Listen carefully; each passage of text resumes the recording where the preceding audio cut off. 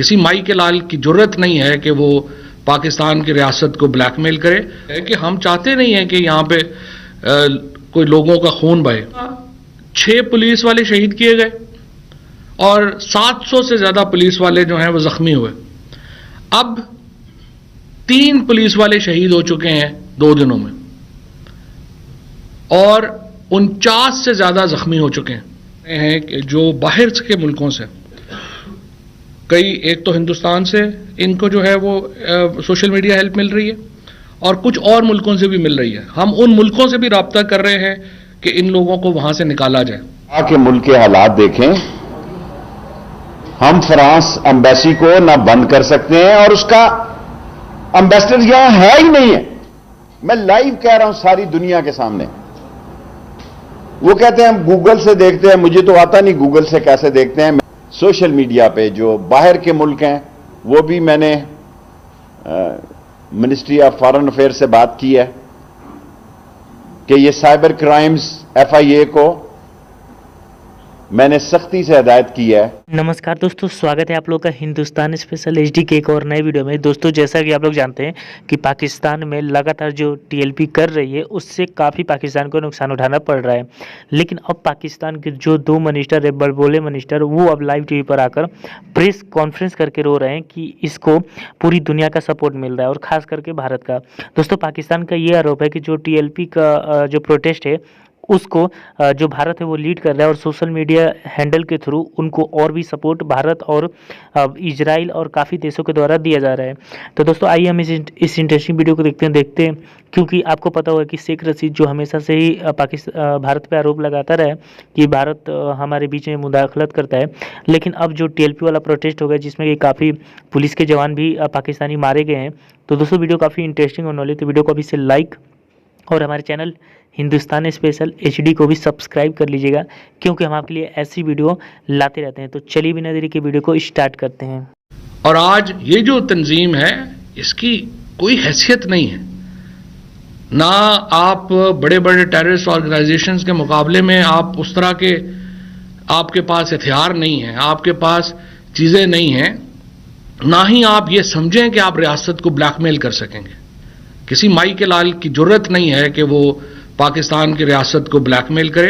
और इंशाअल्लाह ताला हम देखेंगे, पहले 6 दफ़ा ये तमाशा लग चुका है और हमने बड़े सब्र का मुजाहरा किया है। हुकूमत पाकिस्तान ने, रियासत ने बड़े सब्र का मुजाहरा किया है और उसकी वजह बड़ी सीधी सादी है। वो ये है कि हम चाहते नहीं हैं कि यहाँ पे कोई लोगों का खून बहे।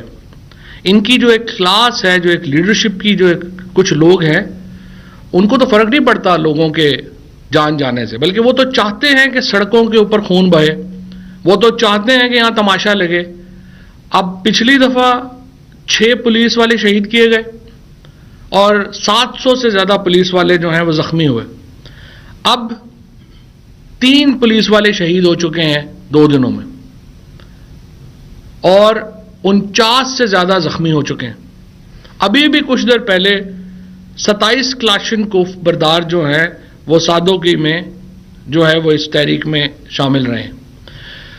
तो सवाल ये पैदा होता है कि क्या हम हाथ पे हाथ धरे बैठे रहें? आप इधर से निकल के आपने GT रोड बंद कर दी, उधर से फलानी सड़क बंद कर दी, तो हम कितनी देर आपका लिहाज करेंगे? तो बड़ी वाज़ेह बात है, हमने फैसला कल वज़ीर आज़म साहब की सदारत में जो इजलास हुआ उसमें पाकिस्तान की फ़ौज, पाकिस्तान के इंटेलिजेंस इदारे और तमाम मुतल्लिका हुकाम ने उसमें शिरकत की और एक वाज़ेह पॉलिसी डिसीजन लिया गया है। और वो डिसीजन यही है कि ये जो अब कालदम तहरीक लब्बैक है, इसको मिलिटेंट पार्टी के तौर पर ट्रीट किया जाएगा। इनको हम कतई तौर के ऊपर अब एक सियासी जमात के तौर पर ट्रीट नहीं करेंगे और बाकी इदारों को भी मैं समझता हूँ अपनी जिम्मेदारी अदा करनी चाहिए। ये जो यहाँ पे इलेक्शन लड़ने की इजाज़त इलेक्शन कमीशन की तरफ से अभी तक उनको दी गई है, उसके ऊपर अदालतों का जो मामला है, तमाम जो हमारे इदारे हैं उनका ये फ़र्ज़ है कि वो अपना अपना किरदार अदा करें। आके मुल्क के हालात देखें। हम फ्रांस एम्बेसी को ना बंद कर सकते हैं और उसका एम्बेसडर यहां है ही नहीं है। मैं लाइव कह रहा हूं सारी दुनिया के सामने। वो कहते हैं हम गूगल से देखते हैं, मुझे तो आता नहीं गूगल से कैसे देखते हैं। मैंने एज ए इंटीरियर मिनिस्टर उनको कहा है कि फ्रांस का एम्बेसडर पाकिस्तान में नहीं है, लेकिन इससे साबित हुआ कि उनका एजेंडा कुछ और है। लेकिन सियासतदान अपने दरवाजे बंद नहीं करता।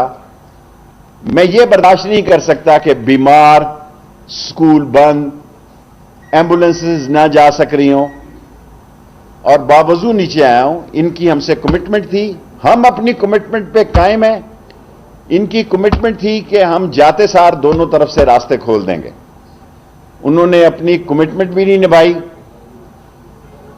और मैं और एक बात अहम कहना चाहता हूं कि वजीर आजम ने मुझे 2 दफा बुला के आज सख्ती से हिदायत की है कि आपकी FIA और ये सोशल मीडिया पे जो बाहर के मुल्क हैं, वो भी मैंने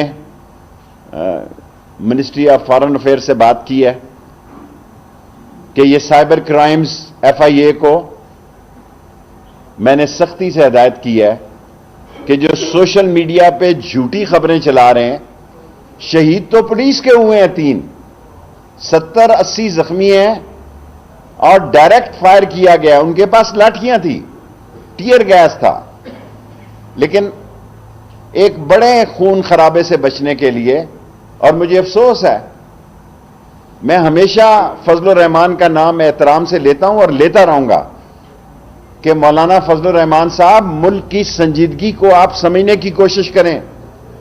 जो लोग इन लोगों को आगे करके ये समझ रहे हैं कि ये हुकूमत की रिट को चैलेंज हो जाएगा और हुकूमत ये कहीं जा रही है, तो हुकूमत कहीं नहीं जा रही।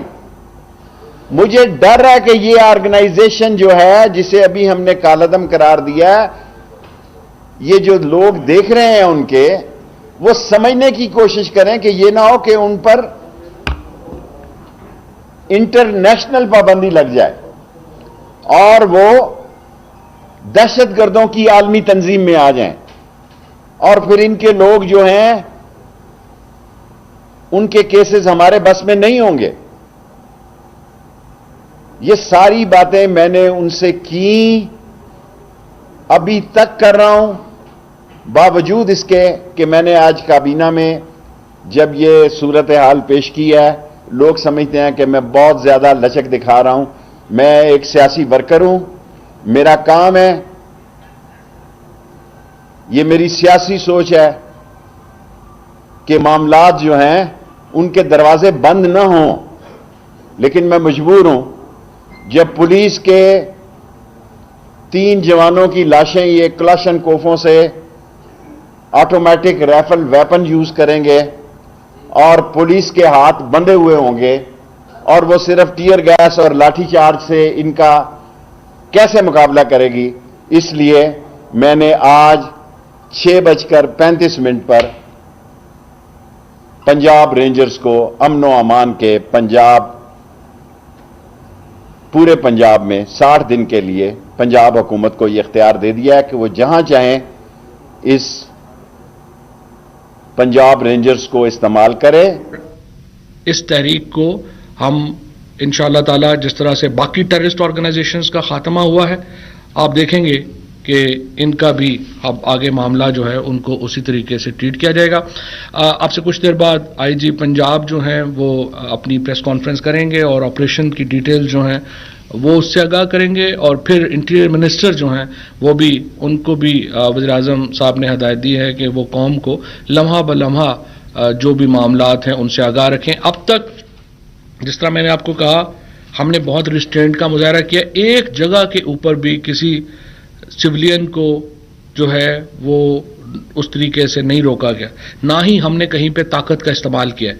और मैं ये भी बता दूं कि कुछ लोग जो YouTube के ऊपर और सोशल मीडिया के ऊपर कैंपेन कर रहे हैं और झूठी खबरें फैला रहे हैं, आप अपने रवैयों के ऊपर अभी नजरसानी कर लें। उनमें कुछ लोग मीडिया के भी हैं, और ये जो फेक न्यूज़ फैलाने का कल्चर कुछ लोगों ने जिसका तमाशा लगा लिया है, हम इसको बिल्कुल बर्दाश्त नहीं करेंगे और we will come hard on you. So बाद में फिर हमसे गिला ना कहिएगा कि फलाने ये हो गया या वो हो गया। ये पाकिस्तान की रियासत की इज्जत का सवाल है, पाकिस्तान के शहरियों की ज़िंदगी का सवाल है। So this will not be tolerated and will go to all extent जिसके ऊपर हमें जाना पड़ा। सो इसलिए जो लोग सोशल मीडिया के ऊपर भी इस वक्त लगे हुए हैं फेक न्यूज़ को फैलाने और ये बताने कि यहाँ भी ये हो गया है वो हो गया है, और फिर अभी हम ये भी करने जा रहे हैं कि जो बाहर के मुल्कों से कई, एक तो हिंदुस्तान से इनको जो है वो सोशल मीडिया हेल्प मिल रही है और कुछ और मुल्कों से भी मिल रही है। हम उन मुल्कों से भी रब्ता कर रहे हैं कि इन लोगों को वहाँ से निकाला जाए और पीटीए को इस सिलसिले में वाज़ेह हदायत जो है वो जारी कर दी गई है। और इंशाअल्लाह ताला आप देखेंगे कि ये जो सोशल मीडिया के ऊपर भी लोग लगे हुए हैं फेक न्यूज़ फैलाने, इनके ऊपर भी we will come hard on them. अब आइए आज की काबीना की मीटिंग की तरफ। काबीना में आज हस्ब मामूल पहले जो मामला है वो इलेक्ट्रॉनिक वोटिंग मशीन से शुरू हुआ। इलेक्ट्रॉनिक वोटिंग मशीन में हमने ये इलेक्शन कमीशन को आज हम ये ख़त लिख रहे हैं पार्लियामेंट्री अफेयर्स मिनिस्ट्री की तरफ से कि जो अगला इलेक्शन लाहौर में आ रहा है उसको ईवीएम के ऊपर कराया जाए, ताकि आप तमाम लोग जो हैं उसको देख भी लें और उसके मुताबिक जो है वो एक काम जो है वो पता भी चलेगा उसके ऊपर कॉन्फिडेंस क्या है। सो इलेक्शन जो है लाहौर का वो हमारी दरख्वास्त ये है इलेक्शन कमीशन से कि आप उसको ईवीएम के ऊपर कराएं। इसी तरीके से जो दो और इलेक्शन जो हैं वो फेडरल चैम्बर ऑफ कॉमर्स का और केपीटी का इलेक्शन जो है वो भी ईवीएम के ऊपर कराने की तजवीज़ है। वफाकी काबीना को अशियाए ज़रूरिया की कीमतों का तकाबली जायज़ा जो है वो पेश किया गया है। यहाँ पे जो सबसे बड़ा मसला है वो ये आ रहा है कि जो सिंध हुकूमत का कंट्रोल है अशिया की कीमतों के ऊपर वो बहुत ही आप समझिए कि कम है। और हमने सिंध हुकूमत को पहले भी कहा था कि आप गंदम रिलीज़ करें, वो गंदम रिलीज़ नहीं की। अब इस वक्त जो है वो गंदम जो है वो 380 रुपया आटा जो है वो 20 केजी का जो आटा का थैला है वो 380 रुपया पंजाब से महंगा है और तकरीबन 350 रुपया केपी से महंगा है इस वक्त जो सिंध में जो आटे। तो दोस्तों जैसे कि आपने इस वीडियो में देखा कि इस वीडियो में बात हो रही थी टीएलपी के बारे में। दोस्तों टीएलपी आपको पता होगा कि हर साल ये निकलती है। ये ऐसी संगठन है कि जो आपको पता होगा कि जो रिजवी है पाकिस्तानी मौलाना था वो तो अभी मर गया, लेकिन उसके मरने के बाद से ये काफ़ी ज़्यादा चर्चे में आई, क्योंकि आपको पता होगा कि अभी पिछले साल भी इन्होंने प्रोटेस्ट किया था जिसमें कि काफ़ी इन प्रोटेस्ट में आपको पता होगा पाकिस्तान में एक तो प्रोटेस्ट शांतिपूर्वक नहीं होता है। वैसे हमारे भी देश में अभी जो कुछ प्रोटेस्ट चल रहे हैं वो शांतिपूर्वक तो नहीं चल रहे हैं, लेकिन हाँ पाकिस्तान में ये शुरू से चलन है कि वहाँ पे जो कुछ भी प्रोटेस्ट होता है उसमें काफ़ी लोग मारे जाते हैं। और उस समय पुलिस के शायद 200 या 300 जवान उस समय मारे गए थे और उसमें आर्मी की भी हेल्प ली गई थी। लेकिन अभी पाकिस्तान के ऐसे हालात बन गए हैं और पाकिस्तान जो कि अभी पूरी दुनिया में जूझ रहा है, पूरी दुनिया का उस पर दबाव है, खास करके अमेरिका का, भारत का, FATF, वर्ल्ड बैंक, उनके पास खुद के लिए अपने देश को चलाने के लिए पैसे नहीं हैं, तब उनके देश में ये सब चल रहा है। इससे पाकिस्तानी जो अभी लीडर है पाकिस्तान में, जो इमरान खान की सरकार है, वो ये भी जानती है कि अभी वो उनसे हाथों हाथ नहीं कर सकती, क्योंकि अगर ऐसा हुआ तो फिर पाकिस्तान जो है वो उस जगह पे चला जाएगा जहाँ से उसको निकलना मुश्किल हो जाएगा। और इसीलिए अब जो पाकिस्तान के जो दो बड़े मंत्री हैं जो कि काफ़ी बोलते हैं कि मैं ये कर दूंगा वो कर दूंगा, लेकिन अब आज वो TLP के आगे वो घुटने टेक रहे हैं और वो कहीं ना कहीं रोते हुए भी लाइव टीवी पर नज़र आ रहे हैं और उनको अब ये नहीं समझ में आ रहा है कि वो आगे करे क्या। क्योंकि दोस्तों अगर आप ध्यान से देखें तो जो TLP का प्रोटेस्ट हो रहा है वो उस समय पर हो रहा है जब पूरी दुनिया पाकिस्तान पे दबाव है। और आपको पता होगा कि अभी FATF में एक बार फिर से पाकिस्तान को ग्रे लिस्ट में रखा गया है और ये कहते हुए रखा गया है कि अभी जो कुछ भी उनको पूरा करना था वो उन्होंने पूरा नहीं किया है। और इस चीज़ों से ये भी पता चलता है कि जो पाकिस्तान है उस पर पूरी दुनिया के तो दबाव एक है ही, और उनके पास खाने के लिए भी आपको पता है पाकिस्तान के पैसे नहीं। अभी पाकिस्तान जो है वर्ल्ड बैंक गया था पैसा लेने के, लेकिन वहाँ पर भी उनकी बातचीत नहीं हुई और फिर वो सऊदी अरब चले गए। दोस्तों कहीं ना कहीं जो पाकिस्तान है वो अभी कर्जों के बल पे तो पहले से ही चल रहा था, लेकिन अब जो कर्जे हैं वो इतने बढ़ चुके हैं कि पूरी दुनिया भी पैसे देने के लिए भी तैयार नहीं है। और इसी की वजह से जो पाकिस्तान है वो एक बहुत बुरी हालात में, और इस बुरी हालात में ये सब चीज़ होना ये पाकिस्तान और ख़ुद इमरान खान के लिए अच्छी बात नहीं, क्योंकि आने वाले दिनों में इमरान खान के सर पे इलेक्शन है। तो बस दोस्तों आज की वीडियो में इतना ही। आई थिंक कि आप लोगों को वीडियो अच्छा लगा होगा। तो अगर आपको वीडियो अच्छा लगे तो वीडियो को लाइक और हमारे चैनल हिंदुस्तान स्पेशल HD को भी सब्सक्राइब कर लीजिएगा, क्योंकि हम आपके लिए ऐसी वीडियो लाते रहते हैं। तो मिलेंगे किसी नई वीडियो के साथ, तब तक के लिए देखते रहिए हिंदुस्तान स्पेशल HD।